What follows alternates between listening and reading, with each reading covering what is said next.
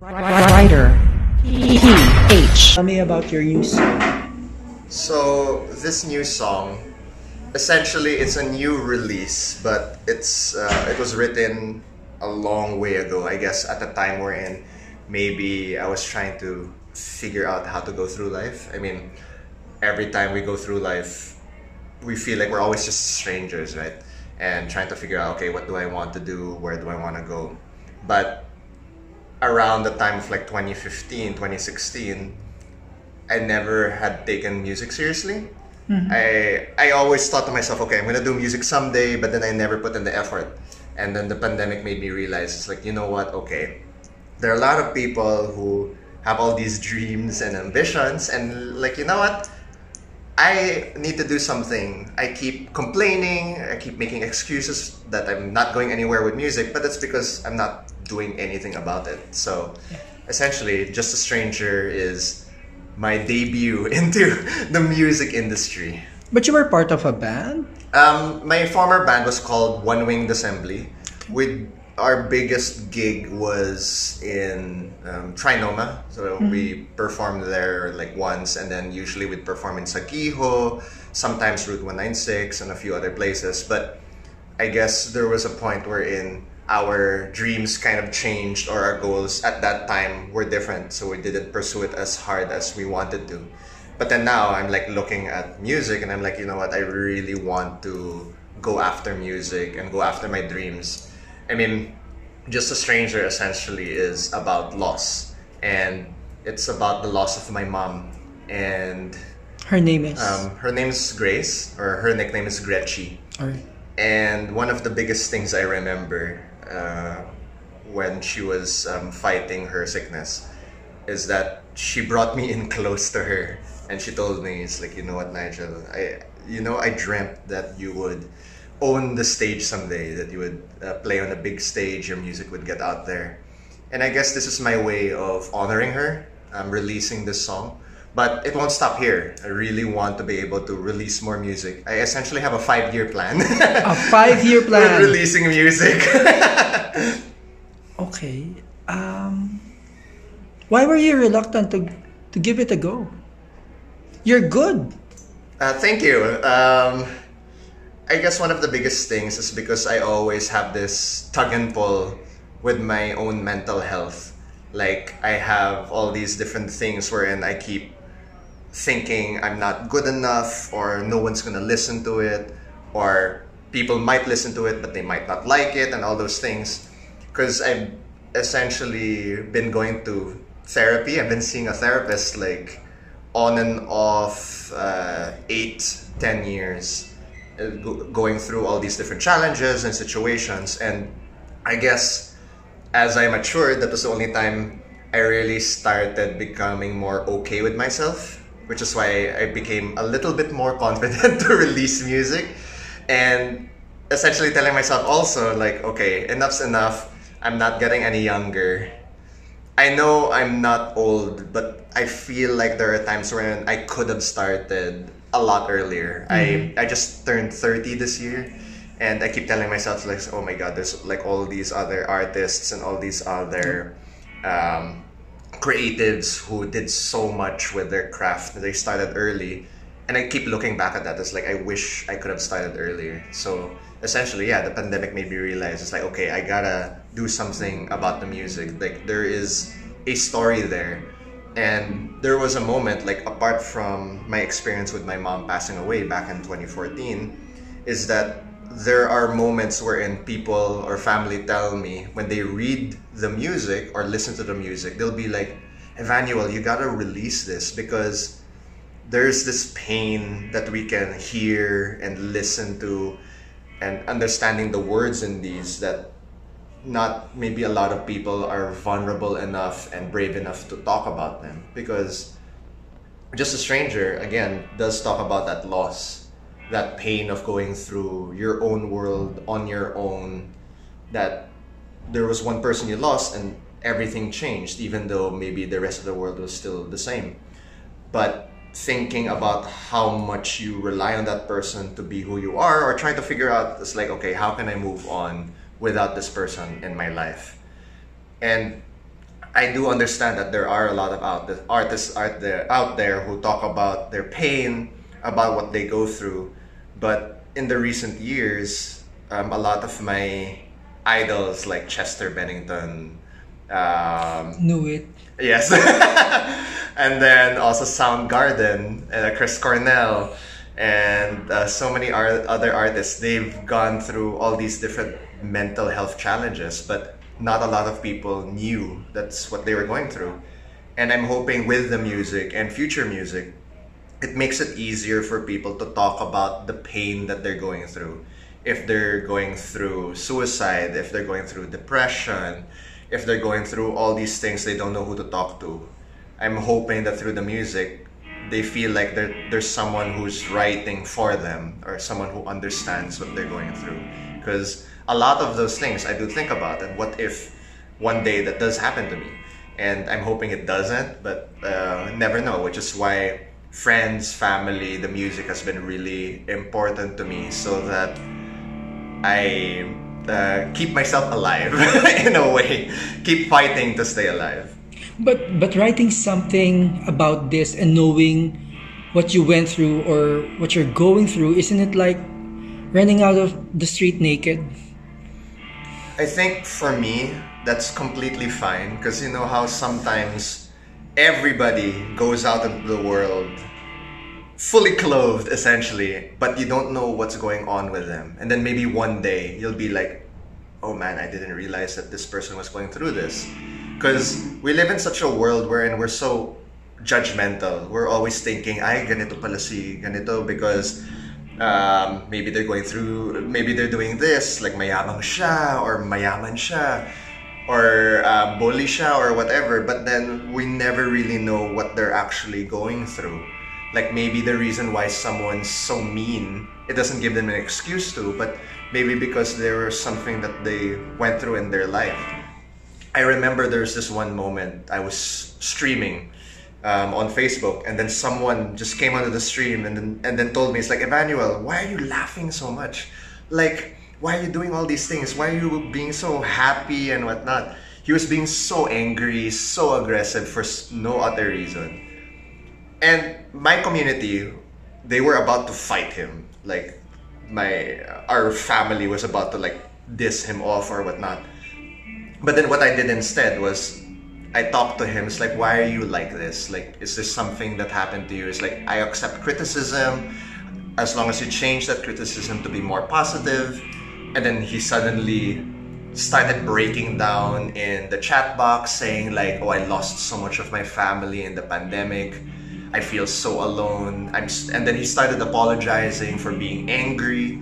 And then he started saying things like, thank you for being you and continue to be you. And I feel like there's a lot of moments in life wherein it does not give anyone an excuse to be mean or judgmental, but if we treat them with kindness or treat them differently, like we don't judge them immediately, we might be able to figure out that they might be going through something and they just maybe needed a hug or someone to talk to or someone simply to smile at them. Because apart from that, I mean, one of the biggest things I also try to keep going through my life is to do kindness even when no one's watching. Mm-hmm. Like, I don't expect anything in return. Maybe that's the Athenian in me.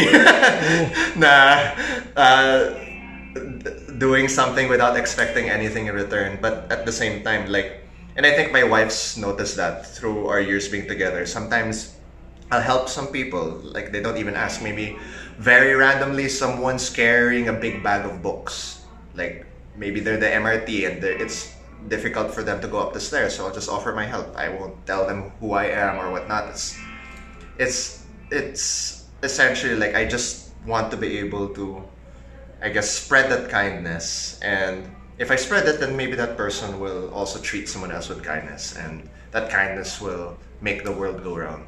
Tell me about your community. You mentioned them twice already. So essentially with the pandemic, I started streaming. I started first on Facebook and I started streaming on Twitch. And the community that I wanted to put together is essentially a mental health community with people who can be themselves. So people who can talk about their depression, their mental health, and all those things. And some of these people are even have challenges with anxiety. I remember there was someone who came into Twitch and then was telling me, it's like, Evan, it's like, this is how I am. Like, I'm so afraid to talk to people. I don't know how to tell this person I like that this is how I am or whatnot. And then a few months later, that person came back and said, you know what, Evanuel, thank you for being who you are, because you made me gain confidence to be who I am.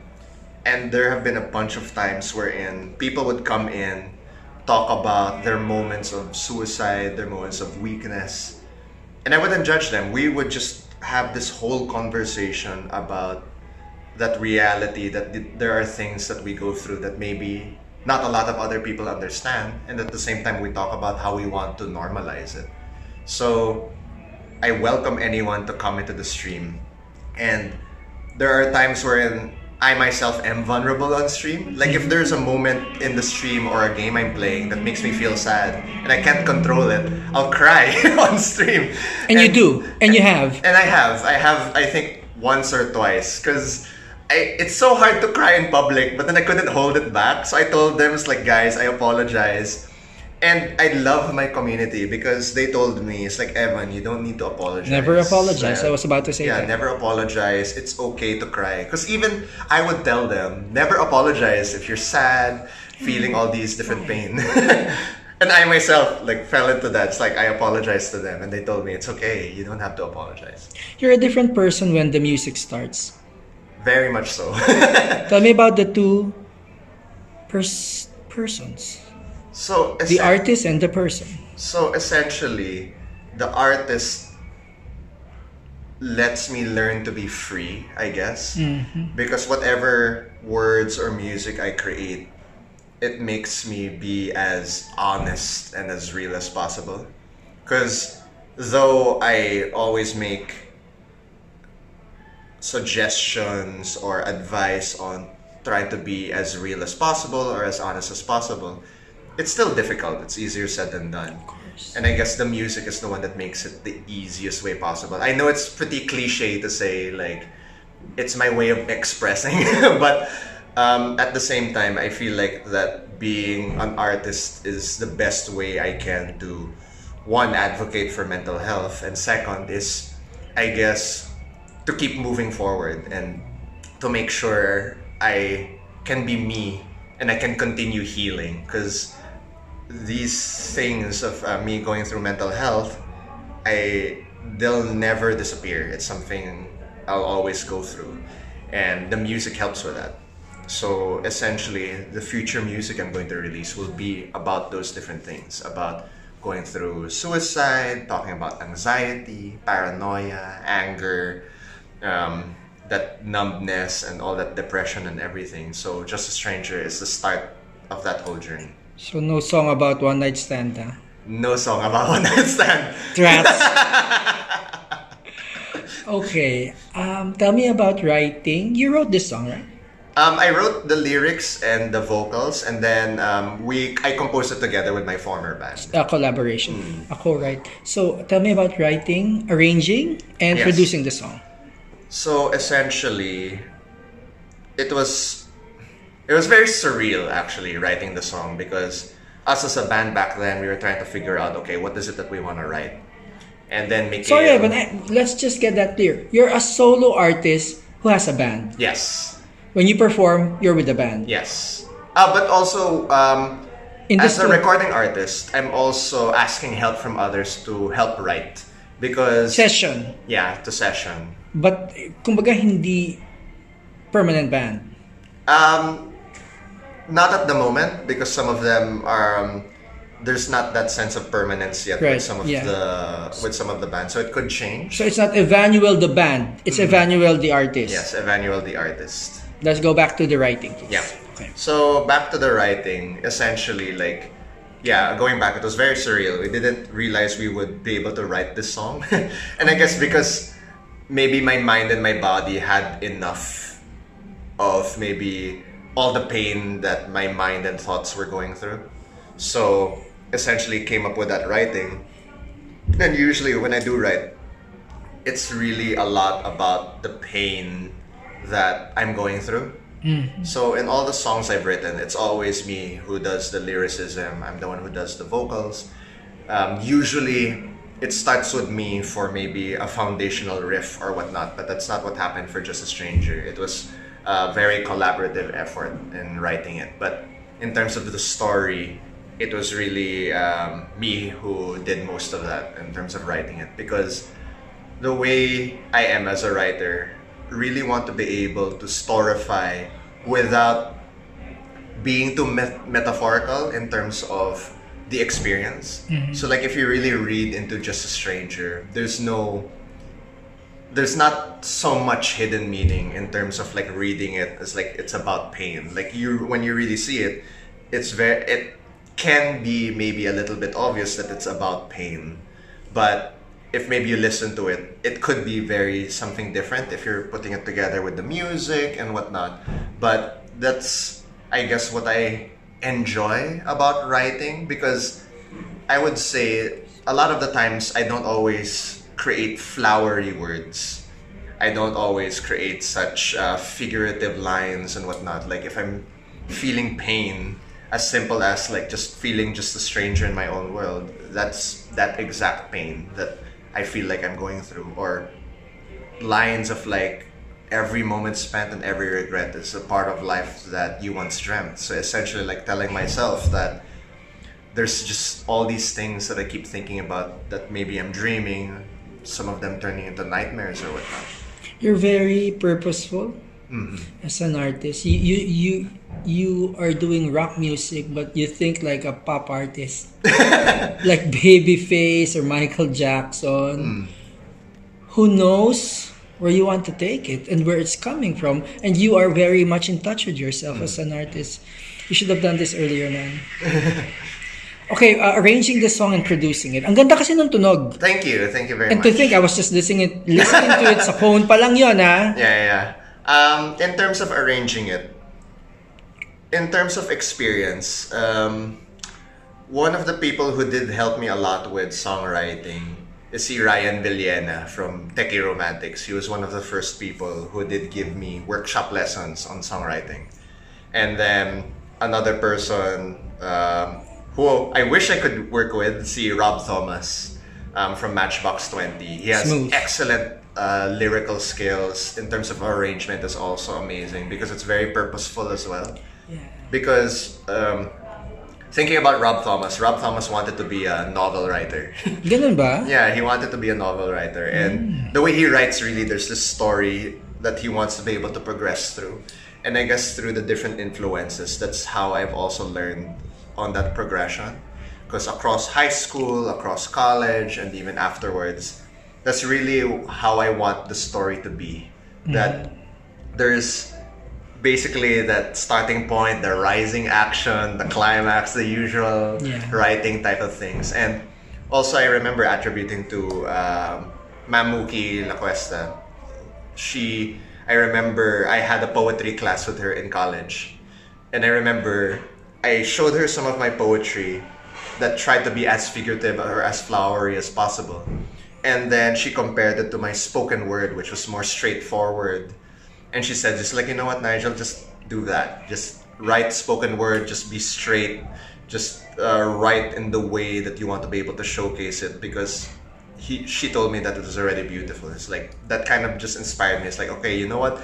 I'll improve my writing style, but not essentially change it so much. So that's where the arrangement comes in. Like really that story of, if I wanted to reach that climax, there would be that explosion of music. And then when there's that maybe lull of pain or numbness, then it would kind of go quiet. The music really reflects into that feeling or that moment in the music. So it's very, again, like you said, purposeful. Yeah. Very intentional in terms of the arrangement.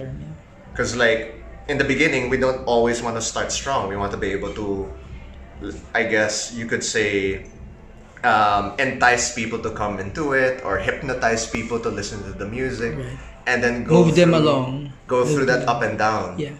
Because even with some artists that I've worked with who just do instrumental, I'll sometimes give them suggestions. It's like, even though it's instrumental, you're still making people feel music.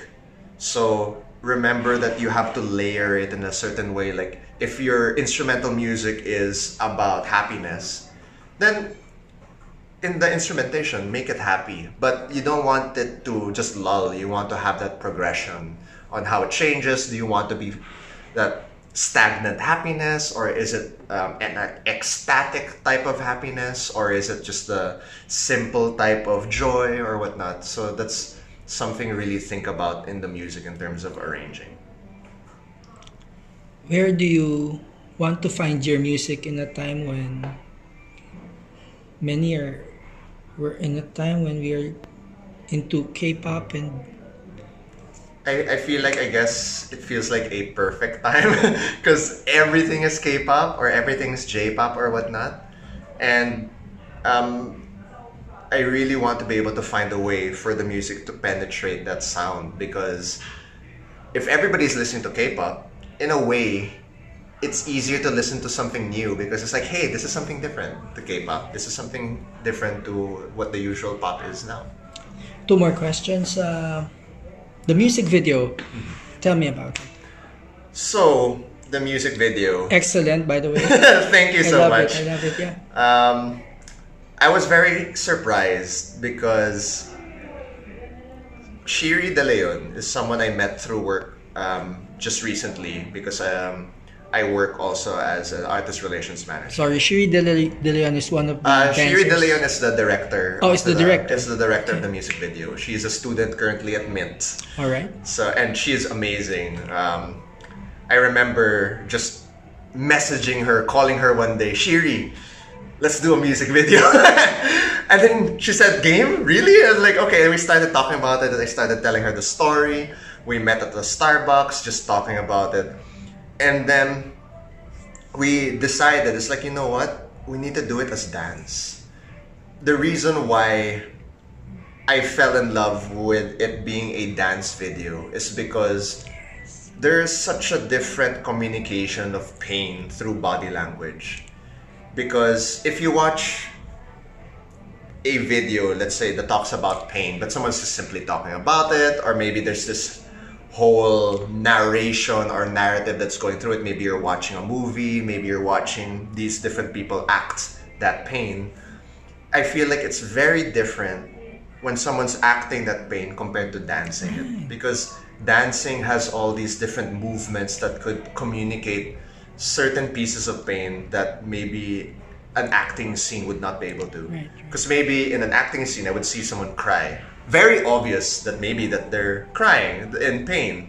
But if there was this choreographer who put in those different moves to showcase what is crying in movement, and because pain, you really don't just feel it in your chest sometimes, you sometimes feel it throughout your whole body. It's physical. Yeah, it's very physical. Like when you lie down and you feel like you don't want to get up and face the world, you don't just feel it on your chest, you feel it, you don't want to move your arms, your legs, or whatnot. Or if you're angry, there's a big difference of shouting or doing shouting with hand gestures. So like there's really that whole different aspect to it, why we decided on dance. Do you want to explain the video, the story, or let's just let the audience interpret it the way they let see the it? audience interpret, because it might give too much away. Right. Kasi sabi ko, why is he talking about this na agad without giving us an idea of what the video, but I get it. Because I really, when you said earlier that there's an alter ego, that there's this, and it's... I got it, ah. Yeah, you got it. Yeah. And that's our goal. Like, we were very careful in terms of our marketing and promotions, that anything that we shared, we wanted to be careful that it wouldn't share too much of the music video. Because what I love about the team and working with Shiri is that there's really that whole story of what we wanted to put into the music video that it needed to translate across from the beginning towards the end. I was thinking, alam mo, this morning I was just thinking about it then, in this line of thought na, how come when I look at One Step Closer sa TikTok, no one's dancing to it? There's always, there's the drum cover, there's the guitar cover, but no one's dancing to it. But the beat just calls you to, and now you're doing it. A rock song, would you say? It's a rock song, right? And there's someone dancing to it. Yeah. We didn't necessarily have it as a goal that we wanted people to dance it on TikTok. The dance just really, we just wanted the dance to really translate the meaning and the story of the song. If someone dances this, you really wouldn't mind if they dance to it, huh? But if no one does, it's fine as well because don't raise a fuss. Yeah. Okay. So yeah, I mean, it was very purposeful that we wanted to do it that way, but that wasn't. Yes, dance does help build the story. Yeah. But if people don't do a TikTok challenge of it, then it's okay. They should try it. The point is, if someone listens to it, if someone watches it, I want people to know that they aren't alone, especially with the pandemic and everything. Unfortunately, there were a lot of people who lost someone they loved, they cared about, maybe even a friend or someone connected to them. But Just a Stranger, I feel like, I guess also is my way of reaching out to people, letting them know that I know how you feel when you lose someone and feel like that you're just a stranger going through your own world. That's what it means. Okay, not one night stand. Okay, where can we catch you? Yun muna. Alright, so you can catch me on, for all updates and social media, you can catch me on Instagram, Facebook and Twitter as Evanuell. For all videos and whatnot, same thing, Evanuell on TikTok and YouTube. So very purposeful also about it because in terms of the SEO, it's just Evanuell, no one else. Yeah. I was about to ask that.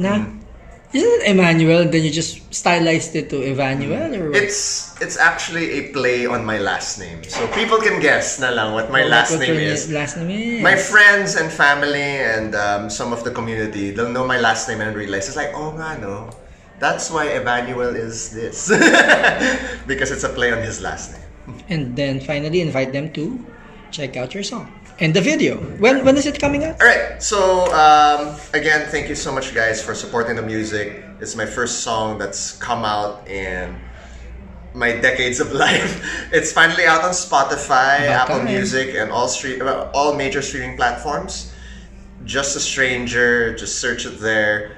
There may be times when you search Just a Stranger, a movie may come out, but it's nowhere related to that. On YouTube, Just a Stranger will be coming out on September 9 at 6 p.m. So everybody who will be on YouTube, you guys will be able to watch it there. We will have a YouTube watch party before it comes out. You do gigs? I will now. With the band? This is essentially my debut to get into the gigging scene. So eventually you put together a band? Yeah. So this band will be together as Evanuell. Okay, I get it. Yeah. Evanuell, the artist that has a band.